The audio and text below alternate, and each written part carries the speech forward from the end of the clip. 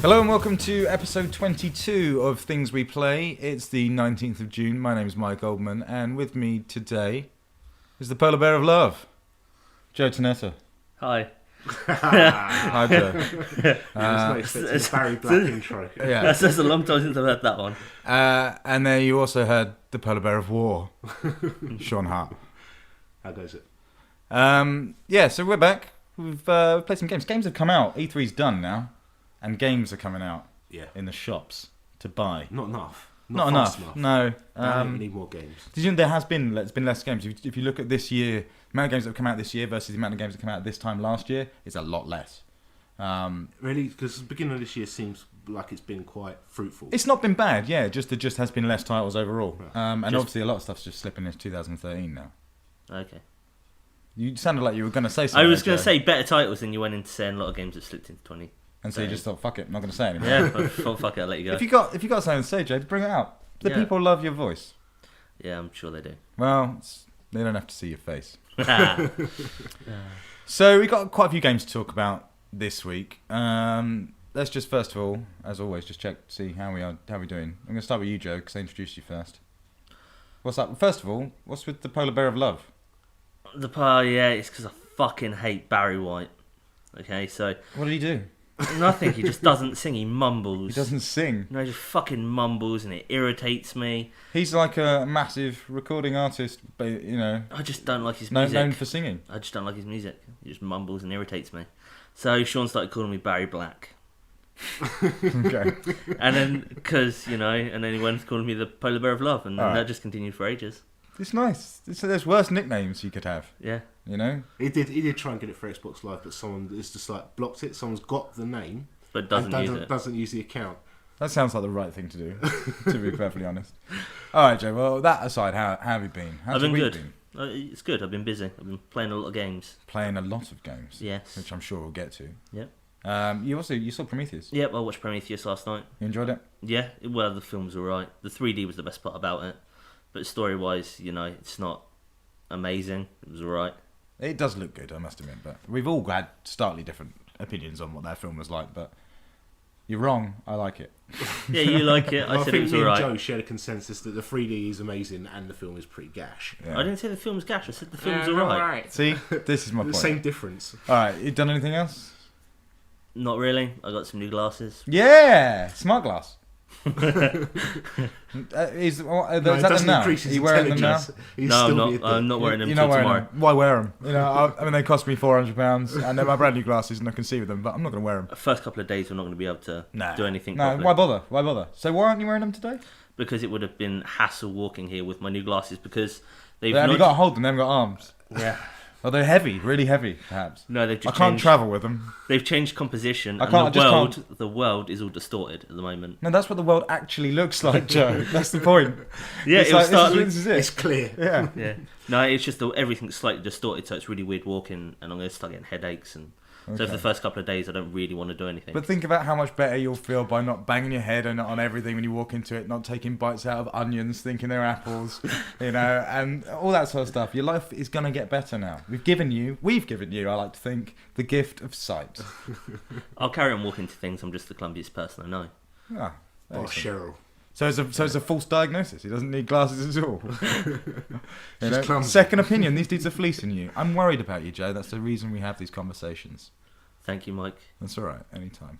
Sean, how have you been? Yeah, all right. You done anything? Nothing amazing, no. Yeah. That's good. All right. It was Father's Day, though. You got gifts. Yeah, Father's Day was actually awesome. Got roast. Got bacon in Pier for lunch. Nice. Shared a load of Microsoft points and nothing to spend on. So yeah. There's Avatar items. I'm sure you'll rinse No, Avatar. Avatar items are gash these days. I've bought Daedric armor for Yeah, Avatar. I did. Yeah. And it looks fucking swish. I got a compliment on Xbox Live today. A compliment. It's not like, it's not like you could have worn it well or not. Dude, your Avatar looks awesome. Thank you. From like a random guy? No, it was from mum. someone on my friends list. Okay, all right. Keyboard killer. But yeah, that armor was 400 points. Yeah. That is a lot for Avatar So stuff. £3.60. Oh, yeah. I don't know. Crazy. I buy the occasional 80 Microsoft T-shirt, and that's like once every 6 months. Yeah, it's T-shirts and avatars are pointless. You can never see the fucking design. You can only see it when you look at your own avatar. Yeah, I just don't go into Avatar stuff. I just can't. Like, you never see the Avatar anyway, and it's just I don't know. But fair enough. I put 400 points on my machine today. Not today, but this week. It's something I very rarely do. And bought a load of indie games, but we'll chat about those later. I specifically did it to buy indie games. Well, it's amazing. You can get quite a lot. Yeah. If you're smart enough to not buy the 320 point ones, you can get some interesting stuff. So we'll chat about that. All right. Well, let's chat about a game. We've all played this game this week, and I think most of us thought we weren't going to like it, apart from you, Joe, because you're a pervert. I was waiting for that comment. It's like, of course I'm going to like it. And that's Lollipop Chainsaw. It's cool. Yeah, it's awesome. Awesome. In my opinion, it's all right. But to be fair, both of you have completed it. That's true. And when I first started playing it, I wasn't that keen on it, and I went into it thinking this is going to get on my nerves. And I came out of it thinking that was just about everything I wanted from a video game in a video game. And I think it's brilliant.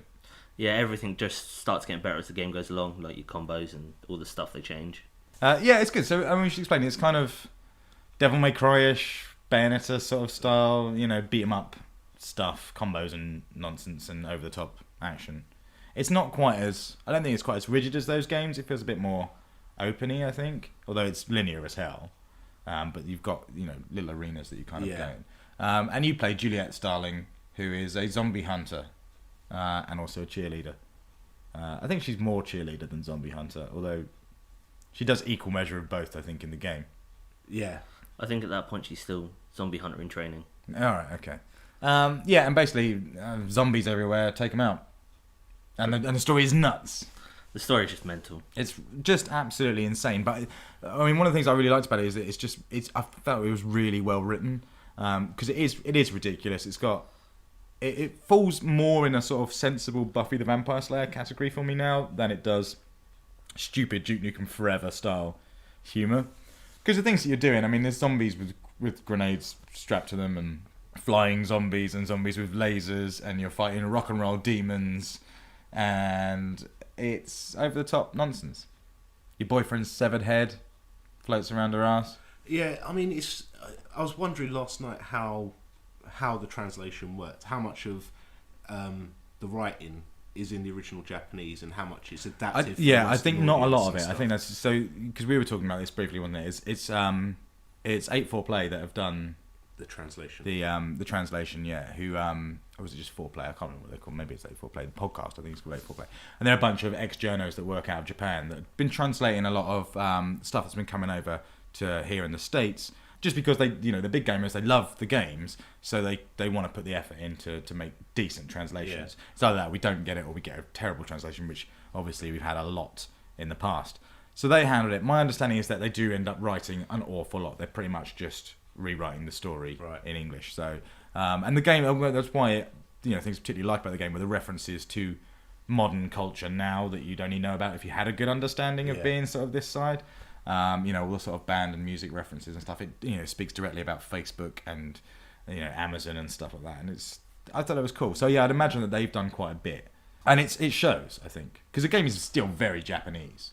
It's Grasshopper manufacture, and it feels like one of the games. It's Suda 51, isn't it? So it's got, I mean, the Suda 51 stuff really comes through. It feels like cool. Like Suda 51's pretty cool anyway. No More Heroes, and they're cool games. Everyone's in cool little leather jackets with like coiffed hair and stuff, and that sort of style flows through this game entirely. I've never played a different Suda 51 game, so this is the first one I've played. Okay. So I didn't really notice any, I think it's probably his best one. I think it's certainly the easiest one for you to get into if you're not into that sort of stuff. It shouldn't alienate loads of people. But again, that boils down to, I think, the translation and how it kind of eases you into the Japanese madness. It's still got, it's got a lot of really Japanese things, like, in strange context-sensitive button placements to like move from one part of the level to another one. Yeah, so, like, there's a section with the bus, isn't there, where you come up to the bus, press B to jump onto the bus, run along the roof of the bus, then press B to get off. Yeah, exactly. And it's like, why not just give me free control of that rather than it being preset? And there's quite a lot of moments like that, which are sort of very Japanese things. And it's not without its certain degrees of jank here and there, or sort of just what seem like bad decisions in terms of design, like with the shop and you not being able to access it outside of the game, which isn't so much of a big deal, but throughout the game you're earning medals, which you're then using to buy costumes and stuff for Juliet. and you can't change into those costumes without leaving the game. It's like, well, I've just bought it in the shop. Let me change somehow. Yeah, the shop it is poorly designed. So, yeah, you should be able to change your clothes, things like that. It's got pointless things as well. It's like, who wants to buy artwork in there when you can buy better things? It's kind of not the place to do it, because you can buy concept art and music. Actually, the music's maybe not so bad, because I believe that does play in the background. You make your own CDs. Yeah, it changes level to level, doesn't it? Unlocks new music. Okay. And you can change, so you can go back and change your So CD. can you make your own playlist to play while you're playing the game? I'm Yeah, pretty sure you yeah. can. Okay. You just So go into the that's menu. relevant, but the concept art stuff, I'm not going to want to look at, and in fact, I can't look at it whilst I'm playing the game anyway. So it makes sense for me to be able to buy that with my points from the main menu after I've finished. I go, well, cool, I'll look at some concept art now, because in the middle of a level, just before a boss battle, when I get to the shop or something, that's not the time for me to be looking at pretty pictures of how the game looked 6 months before launch or anything like that. But I understand what Joe's saying. That's like, why would you spend, if you've still got leveling of your character to do, why would you then not spend money on that and spend money on concept art instead? You just don't do it. It's different tokens. Right. So you use your standard tokens for combos and that, and then it's your platinum medals that you use for concept art. Yeah, so and the costumes. basic money that you get out of everyone is what you use to buy your abilities, and then the special sort of platinum medals, the ones where you do, kill 4 at once or whatever, are what you use for that other stuff. And you don't get enough of it. You need to play that game more and more and more, I found, by the end of it. Yeah, I did end up with quite a few like platinum medals by the end of it. It's as I went further through, you're doing more and more sparkle hunting. I just thought it was a really, really good game. I loved it by the end of it, and it's not too long. It's probably about 6 hours, do you reckon? Something around there, yeah. It doesn't overstay its welcome. It would if it pushed it another hour, I think. Yeah. But it just came out of it going, yeah, that was a video game. I sat down to play a video game, and that was totally a fucking video game, and not pretending to be anything else, and genuinely really funny. Yeah, the back and forth between Nick and Juliet, some of the things they say, it's just awesome. Yeah, because so her boyfriend spends the majority of the game as a severed head kept alive, hanging by her pants, and he kind of hates the entire experience, doesn't he? It's kind of like this. His day's gone really bad. It's her birthday. She's having a great time killing everyone, and he's just having the worst day ever. He's lost his body. He has no say in anything that happens, and he's just found out his entire girlfriend's family are zombie hunters. So you kind of really feel for him by the end of it. I thought the presentation of this game is slick as anything. It's absolutely wicked. All the menus and stuff with that sort of faux comic book styling. It's in contrast, because the stuff we was talking about last night, me and you, was that all the cutscenes are kind of retro Sega arcade cutscenes. So with all the students are in peril with the SOS above their heads, being beaten to death by zombies for some reason. All of that's kind of real Virtua Cop, Space Channel 5. They all have that really kind of... Yeah, they've sort of a strange sheen to them. Looked kind of very impressive at the beginning of the Xbox's life, along the lines of Dead Rising, for example. It kind of has that same look and feel to it, like an old Sega arcade machine. It doesn't look impressive now. Obviously, it looks fucking shit. Yeah. And this game is running on Unreal Engine as well. It is, but I think that's the thing. Because I don't think the game looks bad at all. I think the game looks brilliant, and it's got sort of a strange, sort of half cell shaded look to it. Yeah. Like almost like The Walking Dead, but not as much. Doesn't go as far in that direction as The Walking Dead did. But I still think it looks great. But I think it's just because the engine's doing different stuff. You're right. All of those sort of cutscenes and set piece moments look kind of janky. Yeah. And yeah, the Sega thing is spot on, Virtual Cop and stuff like that. And I think it's just a very Japanese look to it. Yeah, very much. It's not something that you often get. I mean, Japan doesn't use the Unreal Engine really. They've only in the last few years really started using it and stuff. So because of the nature of that game being a slash 'em up fighting thing, then it's kind of, I think it just has to concentrate. The assets are concentrated in different areas. But I know what you mean. Yeah, it kind of, there are bits where it looks bad. Yeah. Sadly. But when you're playing it, I think it looks brilliant, and the way it sort of flows between stuff. It's obviously very light on trying to be light on assets, because it's just particles everywhere and stuff, and it's trying to just dazzle you with pink streamers and stars and love hearts and stuff. I think there's a good bit where Nick says to her, "Where do all these rainbows come from?" And she's like, "Because I'm awesome." Yeah. And so that I thought really nice. But I thought the menus looked particularly good, and there was a lot of, like we say, when it introduces a new character, it brings you up like a bubblegum card stat pop sheet. art. It's really kind of pop art. Yeah, exactly. Stuff And it's kind of like this guy's into, Jefferson Airplane and likes this, and this, and it's all of that was really well written and really well styled. I kind of loved that. The transitions between levels, so the loading screens, where it's Juliet moving across the screen, they're all arcadey. I love those bits as well. Yeah, it's almost got like a Grain Chill vibe to it. Yeah. Like you see her riding a bike up on the title screen. But yeah, the music I thought was particularly good. It's it's got a full licensed soundtrack. Yeah. And it's awesome stuff. I think if you catch that game off guard, all you might hear is Hey Mickey and Lollipop and stuff, and go, oh my god, this game is gonna just annoy the tits off me. And I really went into it thinking, oh my god, it's gonna be really sort of girly, laughy, bubblegum, fucking lollipop sucking nonsense, and I thought I was gonna hate it. But then the rest of the soundtrack's like Dragon Force, and various other like awesome rock stuff in there. It does have some amazing. It's got songs You in Spin Me Right Round and Yeah. stuff. It's a wicked soundtrack, and it all really fits for the game, and he's never overused. He's never repeated for a start. There was a game recently, and I can't remember what it was that had licensed track. It was Saints Row the Third, Right. where it just repeated the same music too many yeah. times. So when it kicks in, holding out for a hero at the end, you're like, I've heard that 6 times throughout the game because I was doing it, and this doesn't do that. Yeah, no, it's because every level on Lollipop they add 5 new songs. Yeah. Which rotate through that level, then goes into a new level, adds 5 new songs, and it rotates through those. And there's not many levels. There must only be about There's 7 levels. Yeah, so there's the prologue. They're just kind of 5, long, yeah. and not too overbearing. But that also brings me to another issue, which is the checkpointing in the levels is dreadful, which then ties back into the shop issue, because I was buying costumes and going, oh, I want to change a costume now, having to quit out of my level for some unknown reason, just change it to a costume. And then when I go back into the level, it's like, great, you didn't save my progress. I'm at the beginning of the freaking level. And they are long. They're about an hour. Yeah. About an hour a piece. And if you screw it up, you're probably going to be replaying a bit for a while. And I hadn't even screwed up. I just left the change into my costume that I'd bought, which I'd earned. Yeah, I never left a level because the checkpointing system seemed dodgy, and I didn't want to trust the game with me leaving out and coming back in because there's no save option in there. You never see an auto save signal. No. At the beginning it tells you, because I think at the beginning the game's sneaky. It says when you see this tiny little spinning disc, we're saving, and then if you see these like dancing lollipops, we're loading. And you see the dancing lollipops all the time, like you're loaded, and it's cool. But I don't remember ever seeing the little spinny save thing. I think it just saves at the end of every level, Yeah. and that's it, and just uses like a not very good checkpoint system throughout the level. It's always worrying. I think there's maybe a greater discussion to go into that sort of nervousness that gamers have over a new game and not knowing what the save system's going to be like. Yeah. Like I don't know if I'm going to get burnt or not. 9 times out of 10, I'll just play to the end of the level, because then I'm safe. So yeah, Lollipop, a real surprising game. I think I totally recommend it to anyone. If it came down a tenner, No, well, Be a bargain. most places is 30 quid. oh, it is. Yeah, it Game's was 30 cheap. quid. Yeah. I think the highest price that I've seen on the high street is HMV at $37.99. Yeah. Well, in that case, then I'd say it's a definite purchase. It's Blockbuster's awesome. 35. So, Yeah. That's for that price. I was surprised. I went into the shop expecting it to be 40 quid. I go up, give him my card, which had like £39 and 12p on it. Gave it back to me, didn't ask me for any money. How much was it? It was like 29 quid. I was like, score.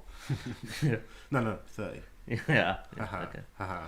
All right, so let's move on then. What else have we played? Sean, you played a little bit of a little XBLA game, Babylon Rising. or just Babel Rising. Oh yeah. Yeah. You yeah. know, Pretty we can call it Babylon Rising if you Well, want. same. But why don't we call it something better, like Super Babylon Rising? Tell us about Super Babylon Rising. It's interesting. Yeah, it's got some interesting concepts.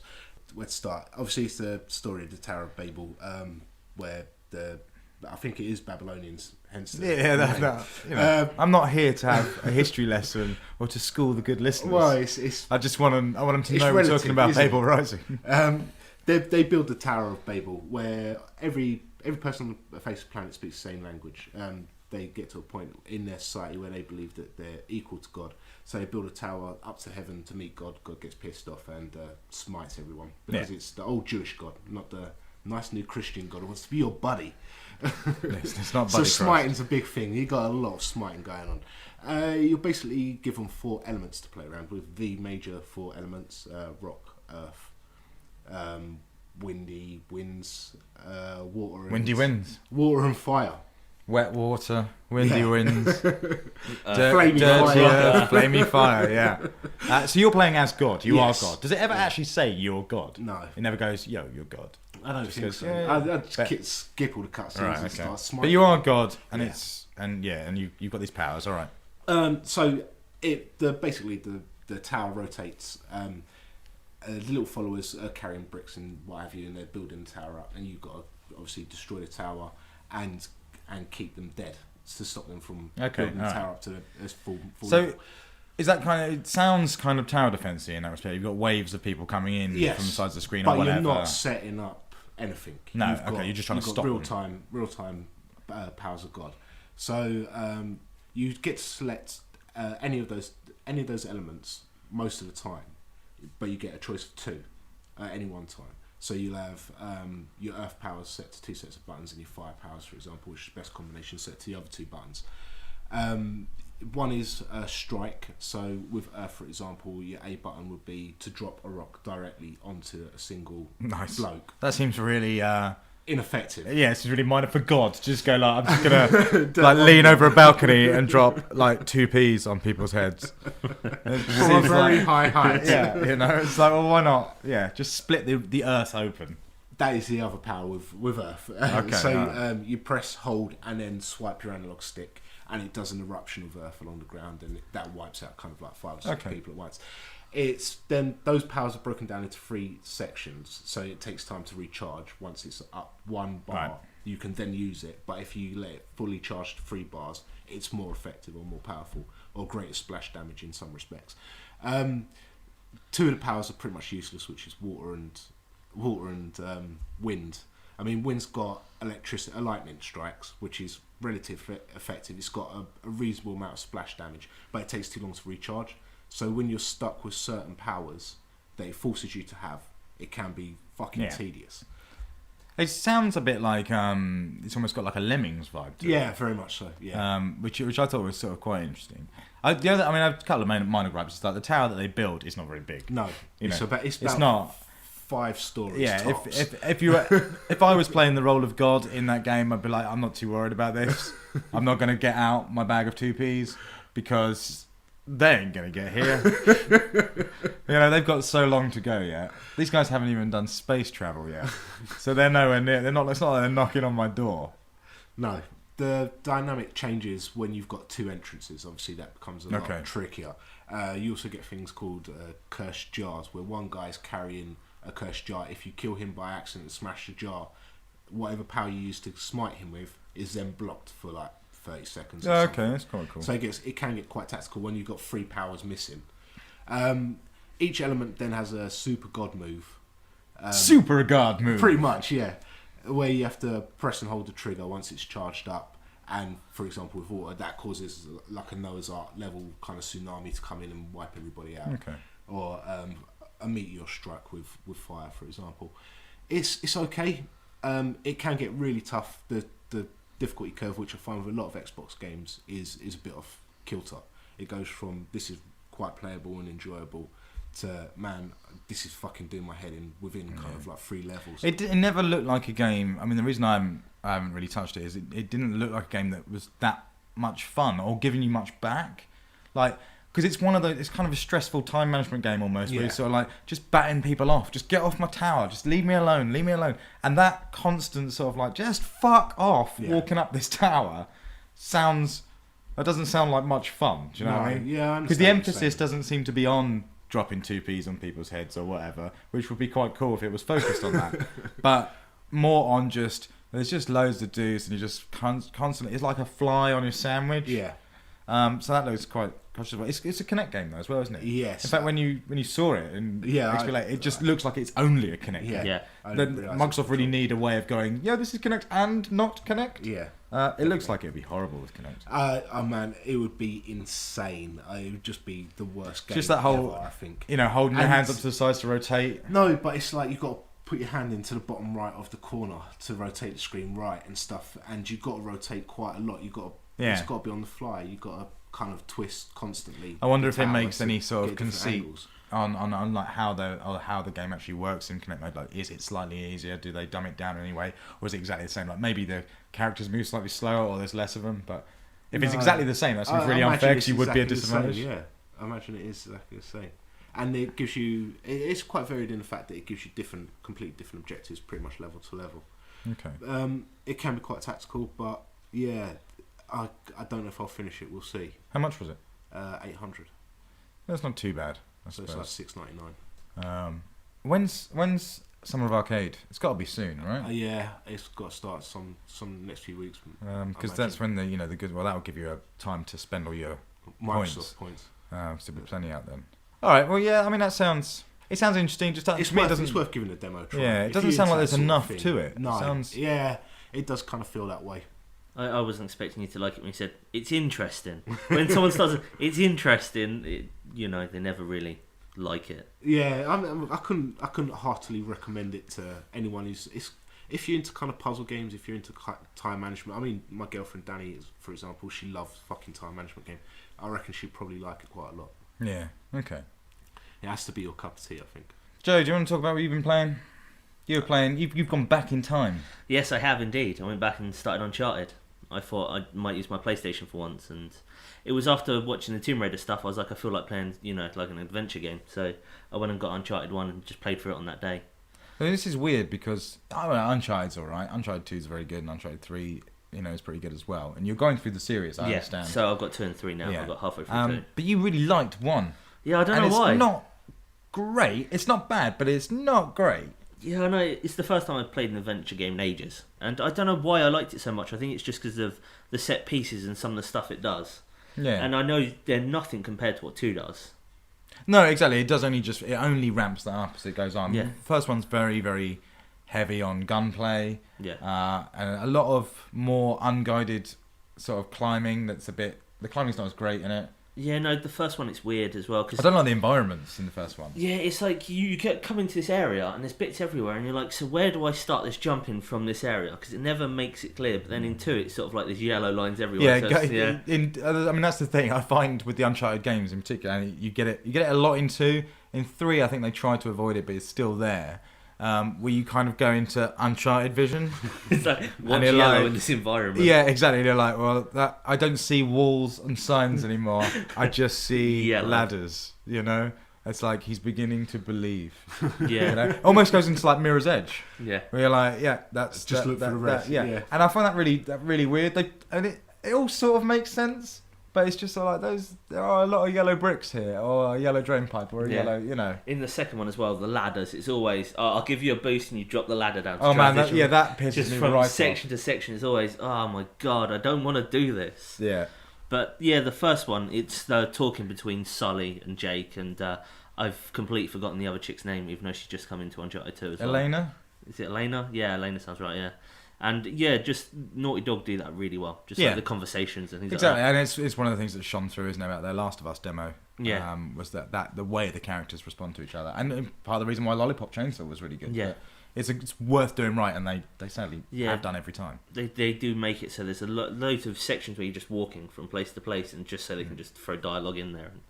It's nice. They're nice looking games as well. Yeah, they do get better as they go along the series. So the first one it looked really good when I played it. The second one's looking better, and the third one just looks really Second good. one's awesome. Second one's one of my favourite games. I think it's really good fun to play, and the set pieces are surprising and awesome. The third one's all right. It's not as good as the second one, although it opens with the most amazing bar brawl, which I freaking love. But then does sort of go down. Like, you kind of can't top things. Sony have got that problem with a lot of their games where they've kind of gone, and then you can never go higher than that. Like, God of War is a good example. God of War never got better than it did in that first level of God of War 3, where you're climbing up Mount Olympus to kill Zeus and fighting people, and there's titans, and it's freaking awesome. The game never beat that in its own game again, and no other game's ever beaten it either. So then God of War Ascension, you're like, well, no, I've already seen the best you have to offer. And that's sort of similar for Uncharted as well, in that how do you make it bigger? I really don't know. Yeah. It's tricky, and especially in a game in a series like the Uncharted series, where it is known for that stuff, you no longer have the drop on a player. Yeah. Because I'm waiting for a tanker to come flying through the wall at any point. So it's not, or an F-16 falls out of the sky, or a tsunami, or a boat sinks, or whatever. And So you can't surprise me. I'm waiting for Nathan Drake's day to get a little bit worse. You're making him sound a bit like Bruce Willis in Die Hard. But where he just had really bad days. Bruce Willis has it easy in comparison to Nathan Drake. Well, yeah, because there's that section in Uncharted 2 where you're on the train and it's like moving along, you're getting attacked by a helicopter, there's guys with miniguns. It just gets worse and worse, but it's awesome at the same time. Yeah, it is great. And 2 is very clever with the way it tells you the story as well. Yeah, because it starts the with flashbacks and things. It's that's really nice. 3 goes a bit strange because you end up playing as Nathan Drake as a child. Yeah, in it, and it's like, this is strange. This is a bit of a different game. Cool. So you're enjoying those? Yeah, I really am. Where are you at the moment? You're in 2 somewhere? Yeah, I'm in Nepal now, and it's like where he's with the guide who doesn't speak any English. Yeah. So I've just come out of that cave and thought that So crazy. have you done that long sort of narrative walk through the village? Yeah. With all the cows and things. It reminds me of Shenmue. I'm expecting to see like 2 kids playing football. In fact, I think maybe there are 2 kids there are playing 2 kids playing football, and you kick the ball to one of them. Okay, yeah. So yeah, it's Shenmue. I think that's just defining moment in game. If I was gonna put something down, it's like when the 2 kids are playing football in a game. It happens in Max Payne 3. Yeah. So as long as it doesn't get as bad as Kickboxer did, and he's playing with the kids in the water fountain. I don't know why you take it there, Joe. What? No, Kickboxer with Van Damme. Yeah, and Is he's it Van Damme in that, in Kickboxer? yeah, he's Longer. in that little village and there's kids playing everywhere, and he starts playing with the kids, and then it's like later on where he has that fight in the nightclub. But yeah, it's just fucking bizarre. Well, hang on. So I need to. Great story, but I need to dissect the way you tell your stories. The minute then you went, instead of a fight in a nightclub. What relevance did that have to any of the story that you were telling me before? Well, no, 'cause it happens just after he plays with the kids in the water. He plays with the kids. He goes for a little bath with the kids, and then goes for a fight in a nightclub. It's just weird. That film is just bizarre. I haven't seen Kickboxer in a long time, and I have no desire to see it again. Yeah, I don't want to after that. What else then? There's a couple of smaller bits. Sean, did you Kingdoms of Amalur DLC? Yeah. You picked up. Yeah. Is that worth saying about? we never really talked about Kingdoms of Amalur. No, because it came out in this section when we wasn't doing podcasts. Kingdoms of Amalur, I really liked as a game. There's a lot of griping about the story being shit and dialogue being crap, and yeah, the right it is, but the combat's pretty engrossing.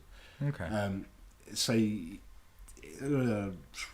hard to kind of pin down the combat. It's very similar to Fable. Okay. But more expansive.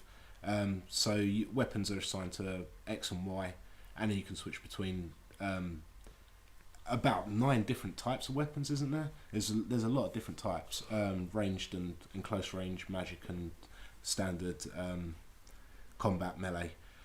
Then you've kind of got right trigger is your shield, which can also work as a counter.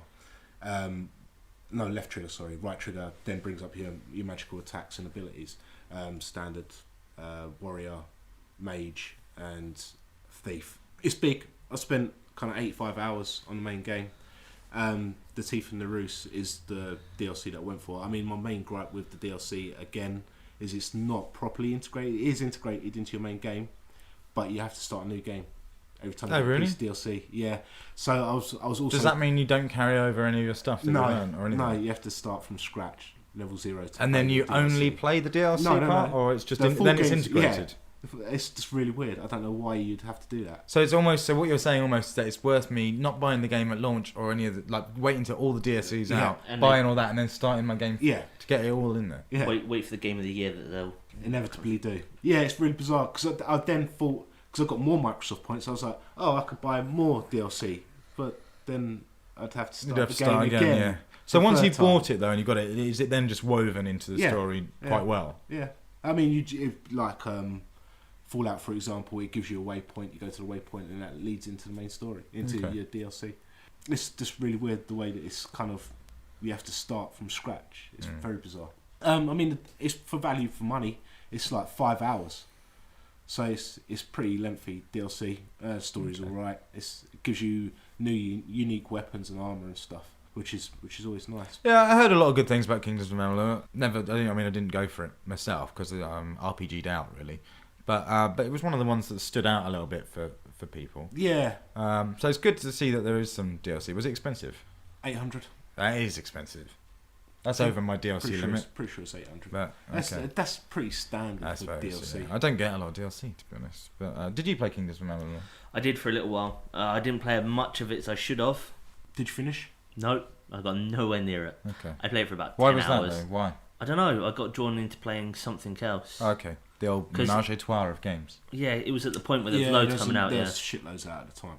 I can't remember what I started playing. I was just playing loads of different games at that point, and I had Kingdoms up until Friday, and just never played it. Okay. Well, maybe we'll check back in on that. Perhaps I might give it a look, but I'm not. Not sure. It's third-person RPG, isn't it? Yeah. For you, I'd say wait until it's relatively cheap. You won't. I don't think you're going to like it. Yeah. Maybe so. But the combat's. It's tricky because the combat obviously is unlocked dependent on where you're spending your skill points. You need to go kind of across the board to get a decent rounded character, but then that limits how far up the chain, because obviously the level cap's level 50. None of the expansion packs expand on that level cap. It always stays at 50. Right, okay. So you can't really get up higher to get your really powerful attacks. I mean, you can go to Fate Weavers, and they can zip all your points back down to 0. So you've got them as a pool to then redistribute as you want. So you can respec. Yeah, but then that kind of takes away. You won't be able to wear certain armors because they depend on you having X amount in might ability if you're going to power up a sorcerer and so on and so forth. So it's kind of pros and cons. It's interesting. And we know what that means. Yeah. All right. Well, let's move off that. Let's talk about your other game. What was that? I've written down here Marvel comic stuff because I've no idea what this game's called. Oh man, yeah, it's got a lengthy title, hasn't it? Yeah. It's the You Draw tablet. Marvel Comic Squad? No, it's Marvel Superhero Squad Comic Combat. Yeah. What a title. Super Marvel Comic Squad. Good job. This uses the U-Draw tablet from does. THQ, which is why I wanted to talk about it, because that obviously was a big failure for them. Well, massive success for THQ on the Wii. Yeah. And so they went, we'll make them for PS3 and Xbox, and then nobody bought them, and they've very publicly been just like, shit, we've got warehouses full of these things. I mean, you can pick them up from certain retailers. I think you can get the tablet for £35 now with the Still basic, seems a lot, though. basic art package. In comparison, 70. It's kind of like if you buy it, if anyone out there and you go and buy the tablet now, you are keeping THQ alive, basically. So they want that. But what was interesting was there was very few games made for it. Or in fact, there was. Yeah, is there only 3? Two you can buy just retail, which is the Disney one and the Marvel one, and then the one that comes in the pack box in with the tablet. Yeah. So this has clearly been made of sort of like we just got to get more people out there to have it. And you picked it up, and I saw it briefly at your place the other day. Yeah, it looked weird. It is fucking odd. Yeah, to say the least. It's a point and click beat 'em up is the best way to put it. But you're using the tablet. It does nothing particularly special with the tablet, does it? It just becomes your mouse. Yeah. You are literally just point and click, which is what I found most amazing about the whole thing. It's just like, well, this has clearly just been tacked on this game as just a new controller interface, but doesn't actually do it. There's no drawing. There's no drawing or colouring. No, there is. There's not like a drawing package. Yeah, the main reason I bought it for £7 from Morrison was because I thought, oh, cool, it might have some just like colouring in for Marvel characters. But it doesn't have any of that. No, none at all. So, which is fucking insane. Yeah, you're playing on a You Draw tablet, and you don't draw. No. Well, you do draw. You draw triangles, circles, X's. To release, you collect ink from downed enemies, and then that can be used to do special moves. So if you draw a straight line from one of your characters to enemies, it does like a straight line attack, but it's like a special ability. So Thor, for example, throws hammer. Iron Man fires out missiles and stuff. If you draw an X, it draws a massive eraser on the thing, which is a smart bomb. Basically, blows up anything. Okay. So it could have been cool. Why is there nothing like the old Bugs Bunny cartoons where the artist's hand would suddenly come in and draw something? That's what this should be doing, yeah? Why am I not playing like Scribblenauts, but I'm drawing stuff? Like Drawn to Life. Yeah. That makes sense. Drawn to Life was even a THQ game. It's basically a repetition of the Marvel Superhero Squad normal game, but you're using you draw tablet to. It had kind of a Lego look to it.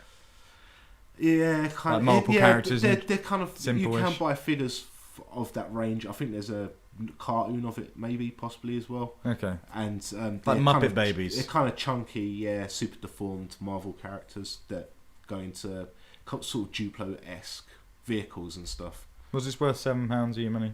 Probably not. No. I mean, you're probably one of the very few people that's got a copy. Yeah. There is that. But it didn't look particularly special. It's going to be used for trading tokens relatively soon. I like the look of the U-Draw tablet, though. I don't know if I'll ever finish it. You know, the U-Draw tablet just looks like a Wii pad, Yeah. or whatever that thing's called for the Wii U. But Yeah. but yeah, I thought it looked kind of cool in black and kind of sweet. It works all right though, doesn't it? I mean, does it work well? Relatively. Is it as cheap as it looks? Yeah, pretty much. It's no Bamboo or Wavcom. No, but that's maybe wasn't expecting that. All right, well look, should we take a break there? Yeah. Come back in a second. Yep. We've got a lot of stuff to talk about after the break. We're going to talk about go into a load of indie games because I've played a lot of those, and we've played a couple of those. We'll also talk about Indie Game the movie because we've both watched that, haven't we, Joe? Yep. You've seen a bit of it, Yeah. Sean, but we're going on a bit of an indie trip afterwards, and then we'll go into Educating Joe. We'll be discussing Another World. We'll be back in about 38, 39 seconds. Here's a piece of music to keep you occupied.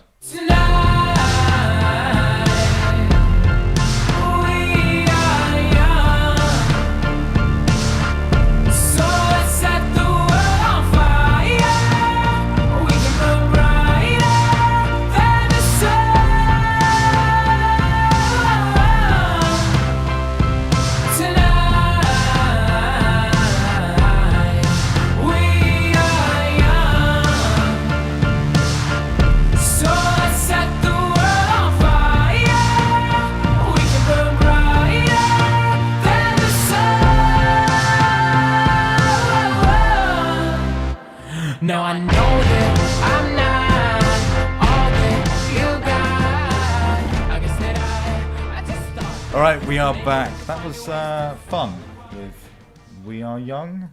Okay. Is that what it's called?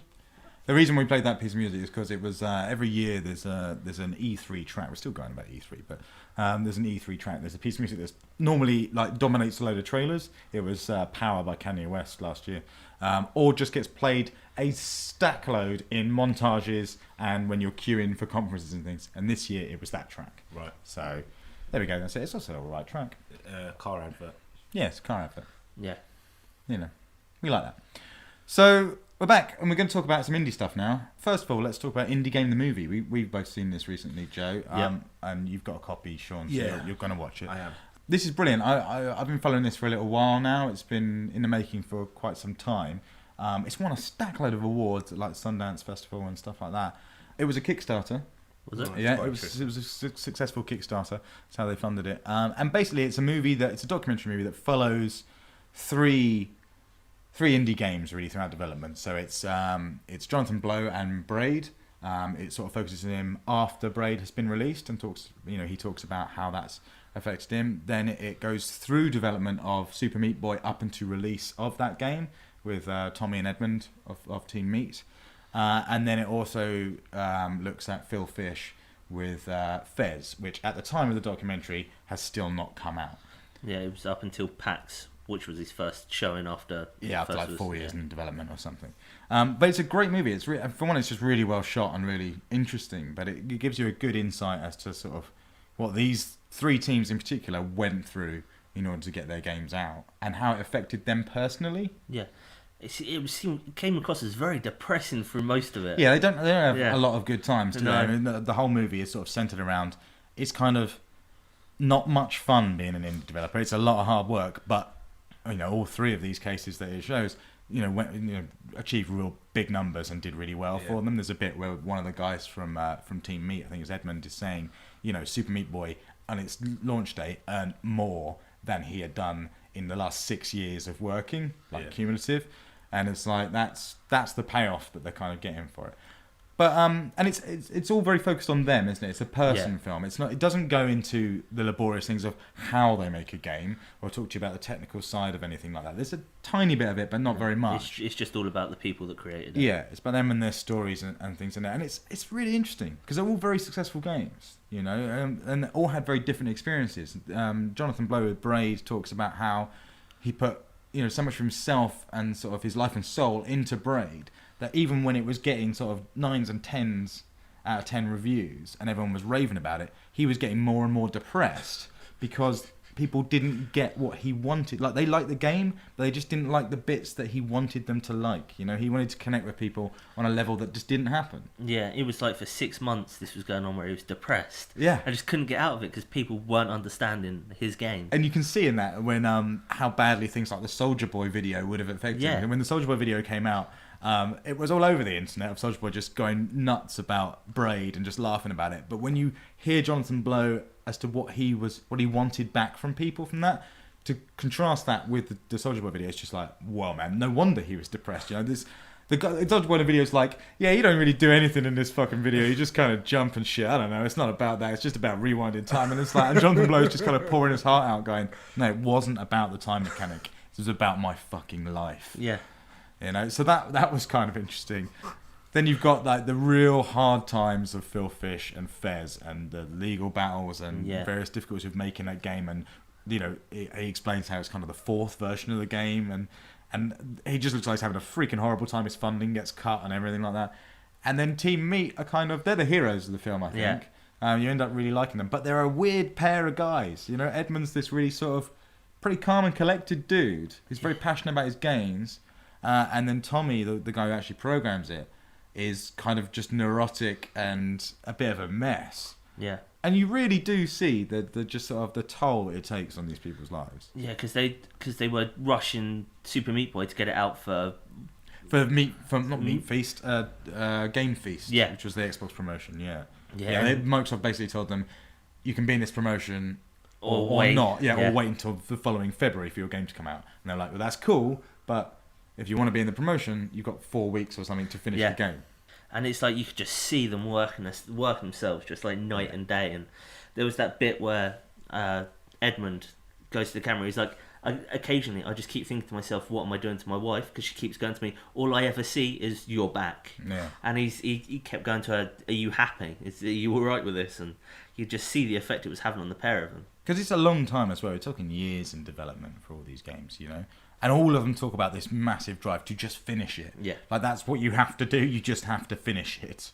You know? And throughout the whole series, I think all of them go, fuck this, I don't even want to do this anymore. Yeah. You know? So, it's really interesting. It's such a good film and so very well made that I would recommend it to absolutely anyone. You can buy it online direct from the website. It's probably the best way to get it. I think it's $7.99. And you get it in 1080p and everything. It's gorgeous. It's a really, really good film that can only do good things, I think, for the industry in general and supporting those indies. My only argument would be is that those 3 games in particular feel almost to me like the least indie of all the indie games. Sure. Because they're quite big games, they're very successful, and they all have a certain amount of polish. Yeah, exactly. And they weren't all just a guy in his bedroom tapping away, although it's not far from that. But, you know, a lot of these places have offices and have funding, for example, and that's not what I automatically think of when I think of an indie game. But still, it's worlds apart from my experiences making, you know, full games for 360 or whatever, and anything like that. It seems totally different kettle of fish. Yeah. So yeah, totally recommend watching it.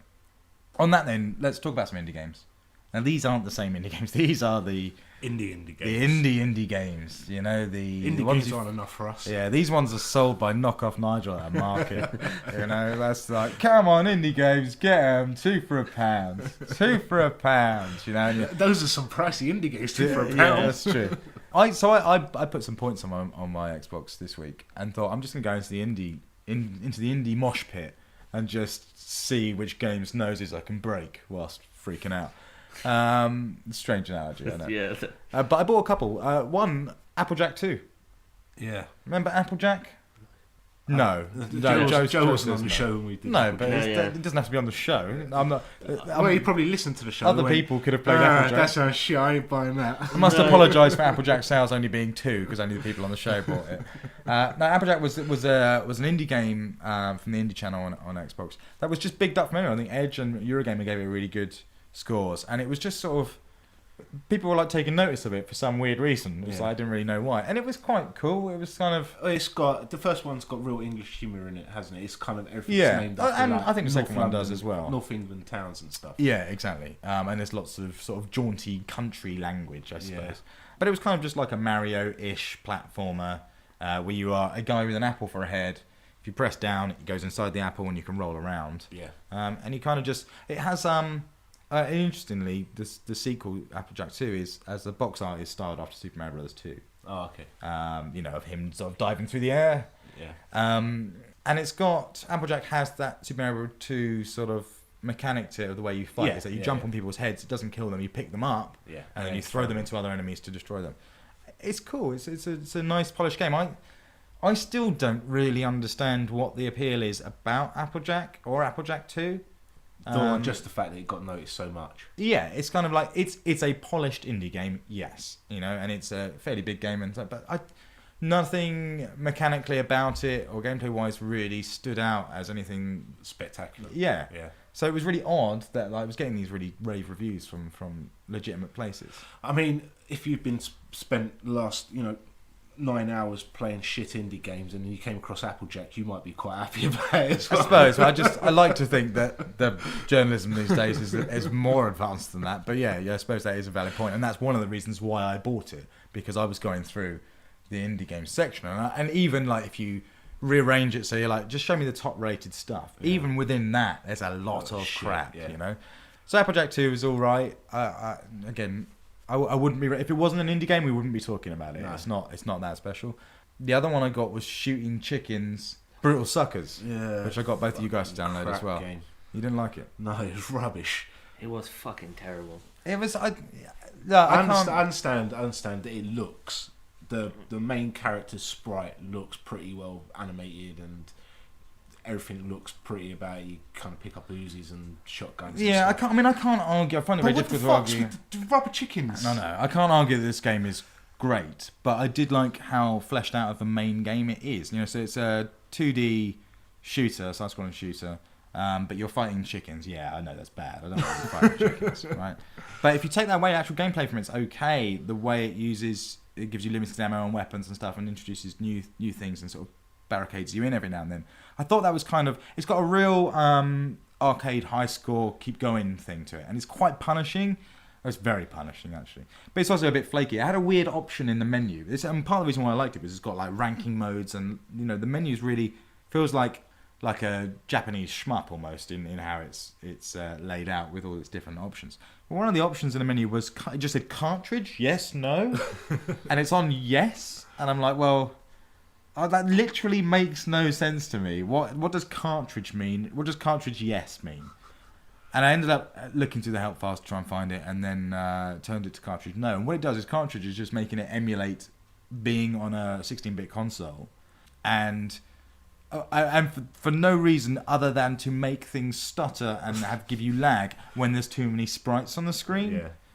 And it's like, well, why would I want that? It even says in the menu, it says if you turn off cartridge, the game will probably run faster. And you're like, yeah, why is that bad? So if you just play the demo, which is presumably how you guys played it, you had all that stuff in, and it's a weird game.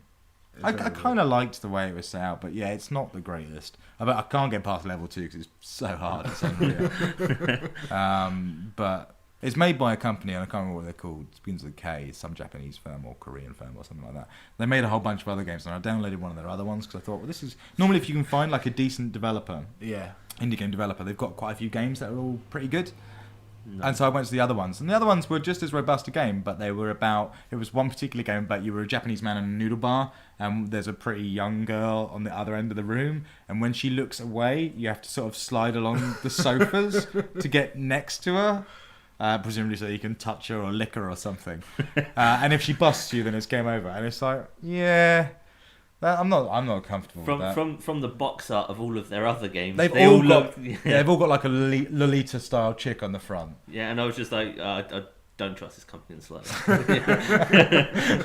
I got to delete my internet history now. Checking your hard drive, Xbox hard drive. And there's a lot of that on there, But it luckily wasn't too bad. But that was the other experience I had with them. But then, so another game we played was one that I showed you last night, Sean. And did you buy it in the end? Yeah. Okay, and this was called a Vauxhall Action. Yeah. Which sounds like a bad car. Yeah. The new Vauxhall Action. Vauxhall, Voxel Action. And it looks... What's this? Again, another Mario-style game.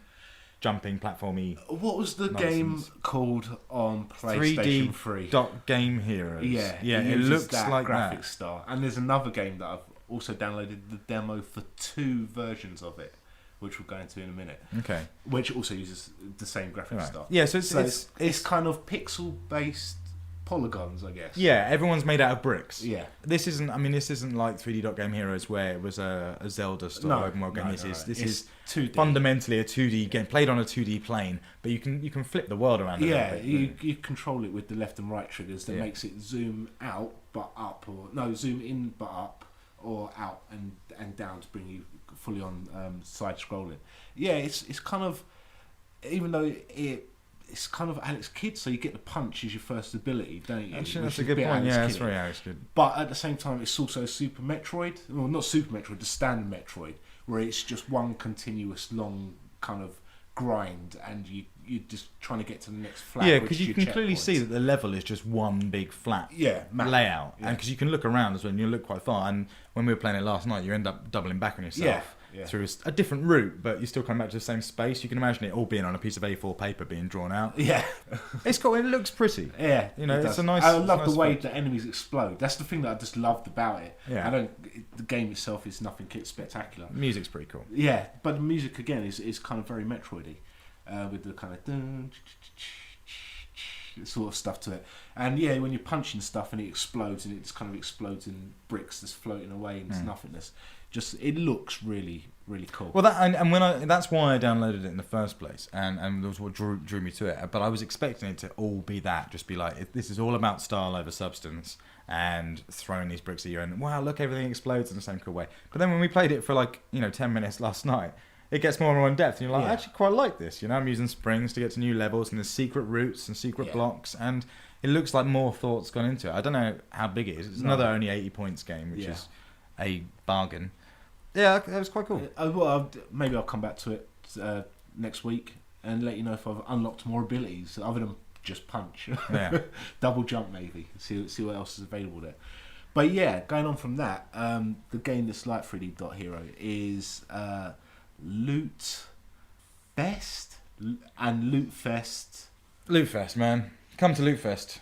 And third annual Loot Fest. Yeah! Woo! So that plays pretty much like Dot Hero, where you can just wander around and you've got a sword and you're chopping stuff up, and it's done like in a Zelda style, and you've got NPCs that give you missions to get bows and arrows and stuff and take out bosses. But then there's Loot Fest free design, which is Loot Fest plus Minecraft.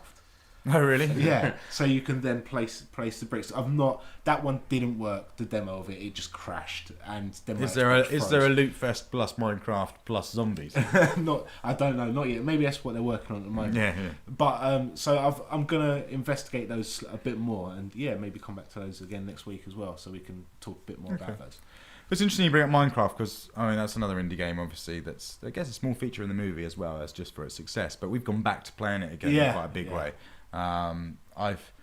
My massive room has now turned into a massive room with two other massive rooms on the side of it, and a swimming pool. Yeah, cool. Because there's been a new update for it. That's changed a few things. Yeah. So they fixed some of the bugs, like the clay not turning up bug. Yeah. So they've got rid of the duplication glitch. Game, then that's the thing. So now that clay can be easily found in the level, you won't find it in your world that's already there. You'll have to start a new one, otherwise you're not going to find it, which kind of sucks. Yeah. Because by this time I've put just enough time to never want to put that amount of time in again, but not enough to have explored totally. So that's interesting. Obviously, it's not the big update. The big updates should be coming sort of next. No pistons or anything at this point. No, it's not 1.7. No, but it has 1.634. Something like that. I don't know. 1.1.1. I'd say I don't think it's an update. It's just a patch. Yeah, and we could argue about the difference between those two things on another episode, perhaps, because I feel like that might be the sort of conversation that rots my brain. I wasn't starting an argument. I was just saying I don't think it's an update. It's a patch. Yes, and again, we're not going to get into this now. I'm gonna just sneakily just talk to the audience at home without you, Joe, about the fact that an update and a patch are the same thing. But we're just going to gloss over it and not go into an argument. So good point, actually, Joe. All right, well, look, let's wrap it up there, and let's go on that note. It seems appropriate that we launch into Educating Joe. Once upon a time, there was a boy named Joe. He didn't play many video games as a child. He was too busy out running and jumping through fields, perhaps stealing apples. But then one day he found himself inexplicably on a video game podcast, and two guys, Mike and Sean, vowed to take him back through time to play the games he missed. This is Educating Joe. Okay, Educating Joe. This week only, Another World. Or Outer World, or Out of This World. Another World. We only call it Another World here, Joe, because that's what it was called in this country. But you are right to bring up the other names for different territories. We played through this game. You finished it. Yeah, indeed I did. Yeah, I did not think you would finish this game. I don't think I did. Yeah, that's how. Until I found the walk. That's how a player normally feels. Let's go a bit of a backstory then. It's Another World. It was by Delphine Software, I believe, back in the day. 90s, early 90s? 91, maybe? Around that mark. Just taking a guess. It's Eric Chahi who did From Dust. Yes. Only last year. And it's kind of a 2D adventure game. Yeah, 2D. Puzzler Yeah. thing. Side Both. scroller. I think if you found it under genres, it would be under action, adventure, or puzzler. Yeah, it's and it's all rotoscoped. Everything's rotoscoped, so it all looks kind of beautiful, like Prince of Persia vibe, but in a nicer sort always of way. really liked rotoscope graphics back in the day. And I would argue that this is probably one of the earliest cinematic games. Yeah. That you'll find out there. They're properly cinematic games. You know, it feels I feel like a direct comparison now is something like Uncharted almost. You know, but obviously take into effect the differences in hardware between those. It's an interesting game because Eric Chahi, as far as I'm aware, he pretty much did it all himself, and it's very short. And he rotoscoped the whole thing himself using just a video camera and making like the gun blaster thing out of wood and stuff in order to animate it, which is why it's so beautifully animated in the way it flows. But also there's some interesting stories attached to it, like I can't remember who it was that published it. It might have been Sony actually. No, it wasn't. It was someone like Infogrames or something. Yeah, possibly. But during the process of releasing it, I can't remember which version it was. It's come out, because that's the other thing, it's come out on so many different platforms. Yeah. You know, it was on SNES and Mega Drive. Yeah. Obviously, it's been on PC, it's now on iPad, ST. iPhone. Yeah, absolutely everything. But they wanted him to change the music for something in one instance. And he did not want to change the music. He was like, I'm not going to. And the way he convinced them to not prevent him from changing the music before it was released was he sent them an endless fax. He sent them a fax from his home, put the piece of paper in, and as it came back out, sellotaped it to the back of the original piece of paper, so it just created a loop and just wasted all of their paper. Bear in mind, in the 90s, fax machines used paper. They didn't use like thermographic rolls or anything like that. It just burnt through a load of their paper and didn't stop until they picked up the phone and went, yeah, okay, we're not changing. And I kind of love that sort of personal victory. That's kind of brilliant. That's the sort of stuff I wish was in Indie Game the Movie, you know?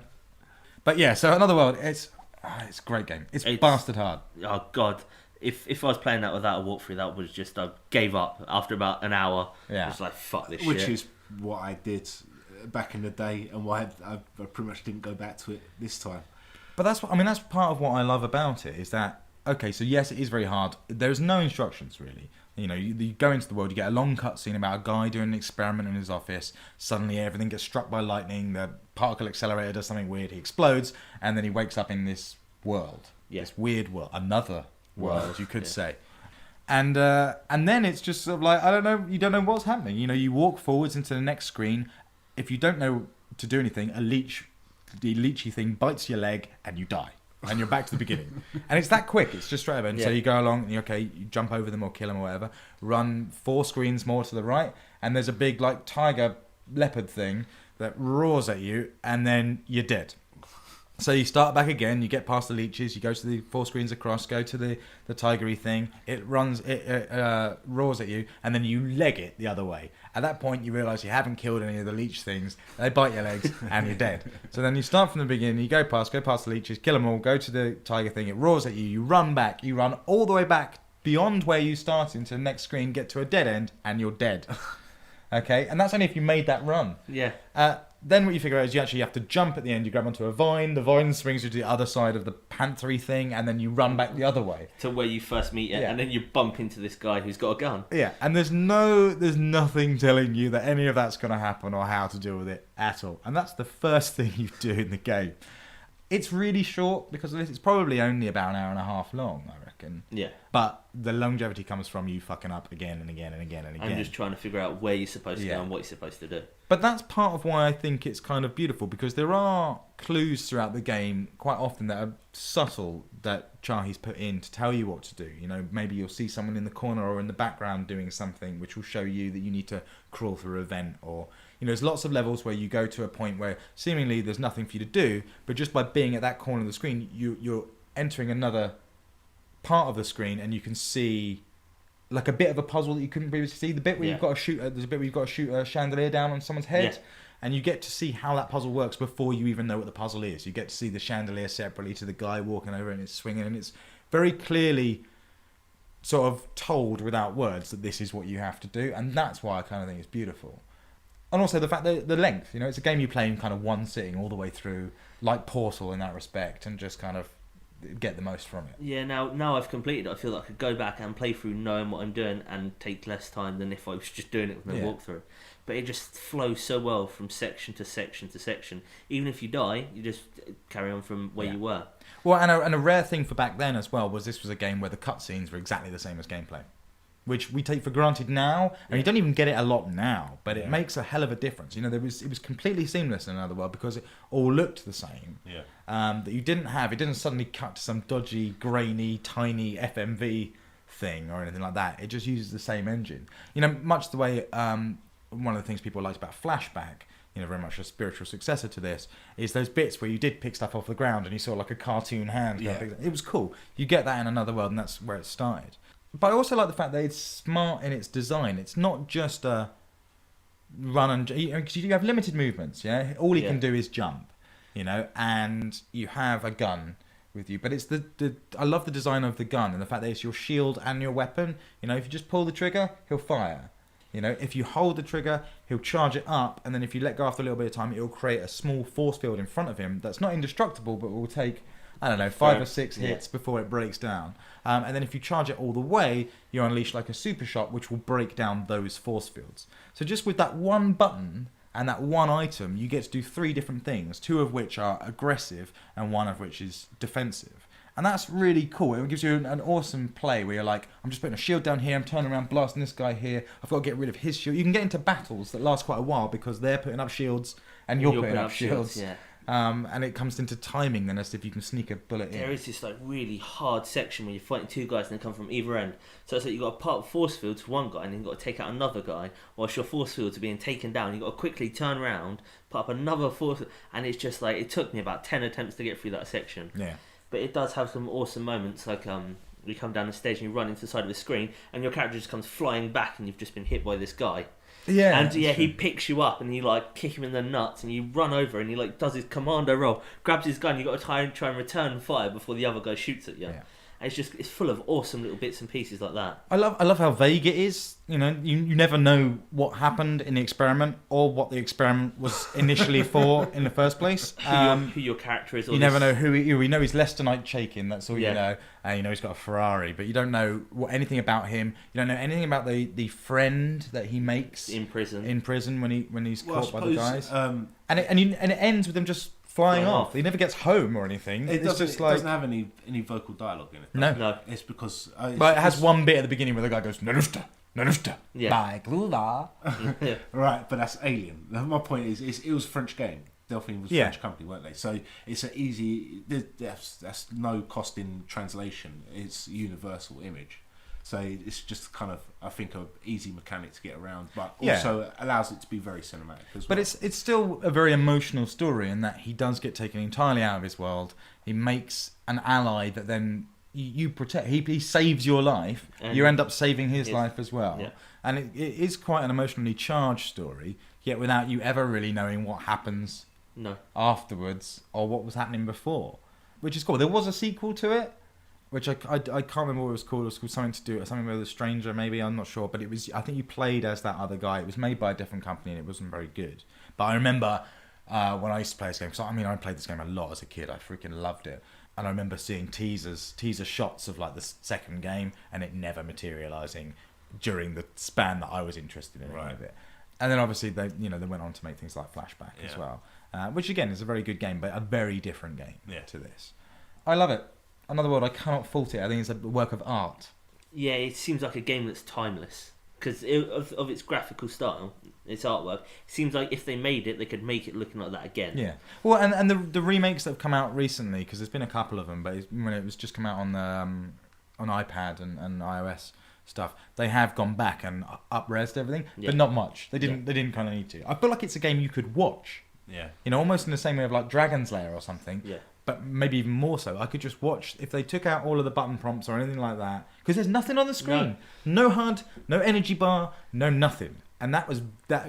When have you seen that at that time? Yeah. I think everyone made a big deal when King Kong on 360 did that. Yeah. And this is another world from freaking 20 years ago, and there's nothing, no HUD whatsoever, no energy bar. So I feel like you could watch it as a cartoon, and I'd like it.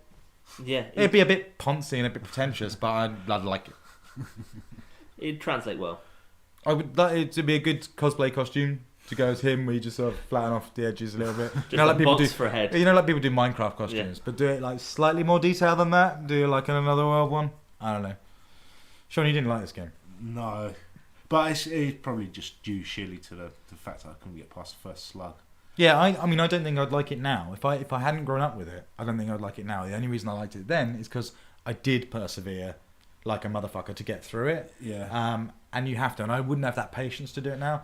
Like you say, Joe, you needed a guide to go through it, and you totally do. Yeah. But at that time when I was doing it, the internet wasn't there or anything like that. No. Luckily, magazines sometimes had guides, but otherwise, you just had to do it. I mean, I never owned it. I was interested before when I was kind of seeing screens in magazines and stuff. A friend of mine at the time, Peter, he got it on his Amiga, and that's how I played it. But obviously, it was kind of like for a half-hour burst around his house. Yeah. So I can't get past this fucking stupid slug. I hate this game as shit. And that was my whole experience with it, really. Excellent. But you've enjoyed this, Joe. Yeah, I'm really happy to play it. I think it's an important game. I think it's one that you need to have experienced just to see. Like, I think it's very advanced for when it. Yeah, I was surprised when I played it at how good it was. For that time, it was more than I was expecting from it, because it's just, in a way, it's huge. There's so much to explore and do. Well, it doesn't. Yeah, because it's not guided. Although there is only one way of doing everything. Yeah. It is a very linear game in that respect, because you're not explicitly told, go down here and do this. It doesn't feel linear. It feels like you are exploring a new world. In real time. Like you brought up earlier with the whole water section. So there's that whole bit where you got to blow out a wall, you got to move this rock, then you got to blow out another wall to get the water free, and you got to jump back across these things. It's like it would have taken forever to figure that out if I wasn't using the guide. And that's an action sequence. There are action sequences in this where you've got to run past stuff and do jumps and things like that, and it's just I think it's fascinating. Yeah. Well, I'm glad you finished that, Joe. I think that's a good sign. I want to see you finishing more games. It's a step forward. Yeah. It's a step in the right Exactly. direction. I think it was because it was a short game and I used the walkthrough that I was able to that's do at fine. the time period. We're okay with that. Yeah. Just as long as you've had the full experience. Next week, then we're going to do another game. We've been trying to decide on what for, and we've gone for Mickey Mouse in Castle of Illusion on the Mega Drive. This is a very popular game. It's a very good game. You played it quite a lot. Yeah, I mean, it was the second Mega Drive game I finished. First being Midnight Resistance. I had it, but I had it much later than when it was out, because I was a SNES guy and NES guy all before that, and then I got a Mega Drive slightly later, and I did have it, but I can't remember much. So I'm looking forward to going back to playing this, and you've not seen it at all. No. It's Mickey Mouse, though, man. I do remember playing. You do remember Mickey Mouse? I remember a Mickey Mouse game back then, but I don't remember much. There was a lot of them. There was quite a few. Yeah. But But this one is very much a standout title, and obviously now with the Wii U announcement of Power of Illusion, which is what they're harking back to this. It seems only fitting that we give it a go. Yeah. All right, so we'll be doing that in 7 days' time. Look forward to it, Joe. Yeah, I will. That's educating, Joe. Okay, there we go. That's an episode, isn't it? It is. I think. I do believe so. Looking at my watch that I'm not wearing tells me that I don't know what time it is, which tells me that it's time for us to hit the stop button. Next week we'll be talking about a whole bunch of other games. I don't know what's out. Inversion's probably out soon. Maybe. We've been saying it for like 3 weeks or so. Yeah, I know. It's out in the States now. I can confirm that. So it must be out soon. But also Spider-Man's out on Tuesday. Yeah, so I'll probably have it Yeah, we'll have it with me physically. We'll maybe be able to give you our initial impressions of Spider-Man. And in theory, Dawn Guard is as well. The Skyrim DLC. Yeah. Yeah, so we'll have some stuff to talk about, and obviously Castle of Illusion for educating Joe. In the meantime, if you want to get in touch with us, you can obviously email us at thingsweplay@gmail.com. We didn't get an email this week, which I'm a bit disappointed in. So, Did you think it would be a staple now? Well, I thought we'd get 1 the first week, then 7 the next week, then 45 the week after, and then too many to even think about the week after that. So up your game, people. We need an email. You can also tweet us at @thingsweplay on Twitter. That's us. We'll see you in 7 days' time for more informative gaming chat from 3 expert individuals. Yeah. Yeah, later. See ya. Never sounds right when you say it. I know, I'm never very good at... Saying goodbye. Or finishing sentences. Yeah. All right, we're out.